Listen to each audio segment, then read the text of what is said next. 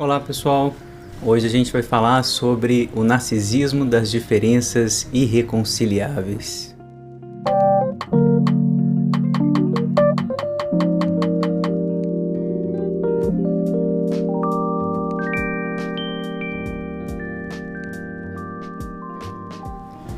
Pessoal, recentemente fiz um vídeo breve no Instagram contando uma experiência que eu tive nessa semana com um colega, vamos chamar assim, profissional, né, de quem eu comprava alguns serviços, né? Vou tentar preservar ao máximo a identidade do sujeito, mas certamente alguns de vocês já conheceram sujeitos assim, né?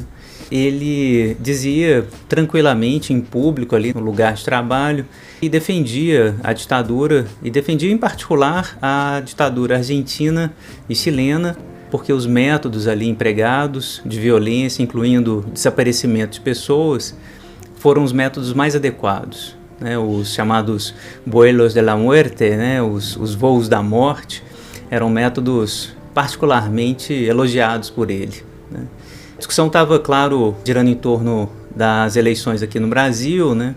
Que agora, né, no dia 30 de outubro de 22, vai decidir, para quem vê esse vídeo aí no futuro, vai decidir o pleito presidencial, depois de uma tenebrosa eleição para o legislativo, vai decidir o pleito entre o presidente Lula e o Bolsonaro. Todo mundo sabe, né, isso é bastante divulgado, o Bolsonaro divulga seu elogio constante, né, a ditadores como Stroessner, né, um reconhecido pedófilo, o Ustra, né, a quem ele proferiu um grande elogio, né, no golpe contra a presidenta Dilma. Enfim, ele elogia bastante os ditadores e os seus métodos, né? Vocês lembram daquele cartazinho que estava na porta do gabinete ainda dele, né, quando ele era deputado, sobre a busca, né, pelas ossadas do Araguaia, que o exército não era cachorro, né, para procurar ossos de pessoas assassinadas pelo exército. Enfim, ele é um reconhecido adorador da ditadura, e esse profissional com quem eu conversava se mostrou também um bolsonarista, ou, para dizer com todas as letras, um fascista. Quem apoia a tortura merece esse nome, simplesmente, é o que é. Se eu apoio a tortura como argumento político, enfim, como um tipo de decisão política, eu sou um fascista. A partir desse momento, né, óbvio, precisei interromper as relações profissionais com aquele sujeito, né? Mas é uma pergunta que me vem, né? A gente vai interromper, né, as relações com 40%, 50% da população brasileira, né, que estão votando muito convictas no Bolsonaro? Uma outra situação, e aí comparo as duas situações para falar para vocês e requerer um pouco a opinião de vocês aí, é que no consultório de repente aparecem pessoas que se relacionavam com pessoas de direita, e essas pessoas, que até então eram razoavelmente republicanas, né, defendiam o Estado laico, vão migrando a partir de 2014, né, a partir do golpe, para um bolsonarismo, né, um certo tipo de alinhamento com o fascismo defendido pela extrema-direita brasileira. Até então, os relacionamentos familiares e relacionamentos, né, amorosos consistiam na convivência razoável, né, disso que o Freud chamava de narcisismo das pequenas diferenças. Aí tudo bem, você votava no Aécio, né, eu votava no Lula, eu votava no Haddad, na Manuela Dávila e no Boulos, né, você votava no Amoedo, enfim, no Aécio, no Alckmin, né, enfim, ok.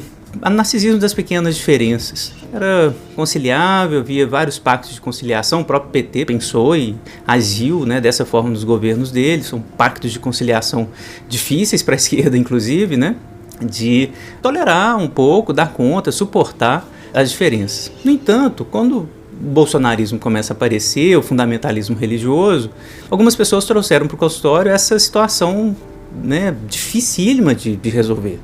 Meu marido é um bolsonarista, diz uma paciente. E aí? O cara que está dizendo de forma mais explícita impossível que vai estuprar uma mulher, ou não a estupraria porque ela era feia. Ou que numa outra situação diz que pintou um clima entre ele e menininhas de 12 anos de idade, ou ainda que sobre a filha dele ele diz ter sido alvo, né, fruto de uma fraquejada. Ora, essa misoginia explícita coloca para essa paciente uma decisão. Bom, eu vou continuar ou não com um sujeito que apoia explicitamente a misoginia? ou explicitamente a homofobia. Os meus amigos, meus pacientes, os meus parentes são gays, né? E a gente sabe que esse discurso homofóbico, esse discurso misógino, acaba por justificar e de alguma maneira naturalizar a violência que a gente sabe na nossa sociedade é absolutamente repleta. Qual a decisão aqui? Continuar ou não continuar?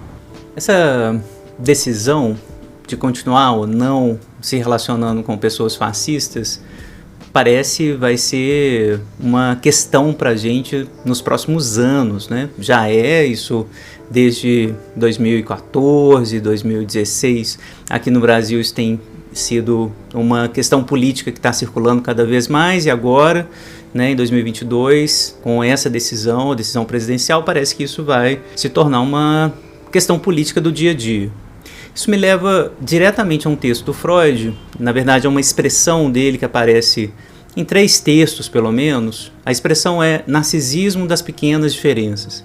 Essa noção aparece no texto O Tabu da Virgindade, em 1917, depois vai aparecer no Psicologia das Massas e Análise do Eu, e no Mal-Estar na Civilização. Todos os 3 textos, portanto, textos que pertencem àquelas obras chamadas obras sociais do Freud, né, da psicologia social freudiana.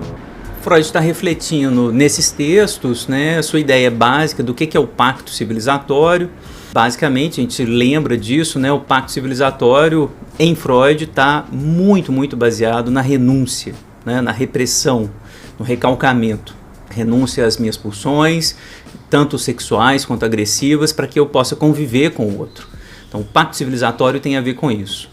O antropólogo que vai trazer essa ideia de um tabu de isolamento pessoal é um tal de Crowley, Ernest Crowley, que vai escrever um livro chamado The Mystical Rose, de onde o Freud vai pegar essa ideia, tabu de isolamento pessoal, e a partir dessa ideia vai chamar isso de narcisismo das pequenas diferenças. Então essa passagem aqui, que eu acho que vale a pena a gente ler pontualmente, passo a passo, do Tabu da Virgindade, ele vai começar a desenvolver essa ideia. Então antes da gente ler, fica aqui desde já a minha questão. A gente vai chamar essa diferença entre pessoas comprometidas com o que a gente pode chamar aqui de Estado Democrático de Direito, republicanismo liberal, ou Estado burguês, a democracia burguesa. A gente vai pegar essa diferença entre essas pessoas e aqueles que defendem claramente o fascismo ou a existência de partidos nazistas como o Monarque ou Kim Kataguiri, por exemplo, que não se opõe, né, a isso, construção de partidos nazistas efetivamente. A gente vai tratar como essas diferenças. A gente ainda vai chamar isso aqui de narcisismo das pequenas diferenças. Então essa é a pergunta, eu gostaria que vocês, né, respondessem, me ajudassem a responder isso, né? A gente chama isso aqui ainda de narcisismo das pequenas diferenças? Ou vamos precisar de um outro nome para isso, né? Então primeiro vamos tentar entender essa história, o narcisismo das pequenas diferenças, né? Aqui na passagem do Freud, no Tabu da Virgindade, ele vai dizer o seguinte: Crowley, numa linguagem que difere apenas ligeiramente da terminologia habitual da psicanálise, afirma que cada indivíduo é separado dos demais por um tabu de isolamento pessoal e que constitui precisamente as pequenas diferenças em pessoas que, quanto ao resto, são semelhantes, que formam a base dos sentimentos de estranheza e hostilidade entre eles. Essas pequenas diferenças entre as pessoas vão formar uma base de estranheza e de hostilidade. Mas, no geral, são pessoas que têm muito em comum. São pequenas diferenças que vão produzir hostilidade, mas no resto são pessoas que têm algo em comum.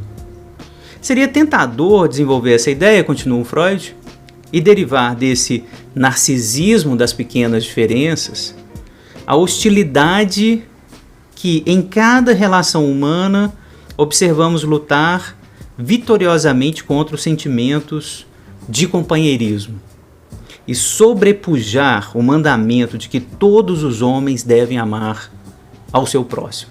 Então, seria muito tentador, né, pegar essa ideia aí do tabu de isolamento pessoal do Crowley e dizer, bom, isso é o que a gente está chamando em psicanálise de narcisismo das pequenas diferenças. essas pequenas diferenças, né, que são as diferenças narcísicas, eu vou insistir nisso, são diferenças, ou seja, ligados ao amor que o próprio sujeito tem por si mesmo, aos seus ideais, aos ideais que o constituem, pegar esses afetos aqui, esse narcisismo. Então, o que o Freud está dizendo é, existe uma hostilidade que está presente em todos nós. O Freud nunca vai abandonar muito essa tese, né? O homem é o lobo do homem. Uma hostilidade que pode ser pequena, mas que ela vai lutando o tempo todo contra a solidariedade e contra esse mandamento, né? O mandamento cristão, né? De amar ao próximo. Essas pequenas diferenças, né, formam esse conjunto aí de hostilidade. Interessante que o contexto que o Freud está trazendo essa expressão pela primeira vez é o tabu da virgindade, e ele termina esse parágrafo justamente trazendo a ideia para o contexto dele, que é o ódio misógino que os homens dirigem às mulheres por essa pequena diferença. Vejam bem, Freud está situando a diferença sexual nesse campo da pequena diferença, e que vai produzir o ódio misógino. Ele vai dizer que a rejeição narcísica das mulheres pelos homens, a qual está tão entremeada com o desprezo por elas. Esse é o contexto interessante para gente dizer que pequenas diferenças aqui podem ser diferenças enormes, como a diferença anatômica, a diferença sexual, a diferença entre os gêneros.